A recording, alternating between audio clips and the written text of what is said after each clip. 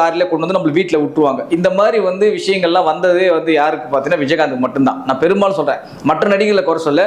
ஆனா இந்த மாதிரி நிகழ்வுகள் வந்து அதிகமாக நடந்தது யாருக்குன்னு பார்த்தீங்கன்னா விஜயகாந்த் மட்டும்தான். இந்த மாதிரி கிராமப்புறங்கள்ல இருந்து நகர்ப்புறங்களுக்கு வண்டி வச்சு கூட்டு போவாங்க அந்த ஊர் ஆட்களை. ஏன் மாட்டு வண்டியில வருவாங்க, உங்களுக்கு தெரிய நினைக்கிறேன், மாட்டு வண்டியில வருவாங்க, சைக்கிள்ல வந்து சாப்பாடு கட்டில வந்து படம் பார்த்துருக்காங்க விஜயகாந்த் படங்கள். ஸோ அந்த மாதிரி வந்து விஜயகாந்த் படங்கள் வந்து இங்க வந்து கோலாச்சி இருக்கு. அதெல்லாம் வந்து மறுக்க முடியாத உண்மை. அந்த வகையில் பார்க்கும்போது போன வாரம் தானே கூலி ரிலீஸ் ஆயிருக்கு, இந்த வாரமே கேப்டன் பிரபாகர் ரிலீஸ் ஆகுது நினைக்கும் போது என்னன்னா, கேப்டன் பிரபாகர் ரிலீஸ் ஆகுது வந்து இங்கே இன்னும் சொல்ல போனால் கேப்டன் பிரபாகர்ன்ற படமே இங்கே பாதி பேர் பார்த்தே இருக்க மாட்டாங்க. இன்னைக்கு நேற்று பிறந்த குழந்தைங்களாம் அந்த படம் தெரியாது.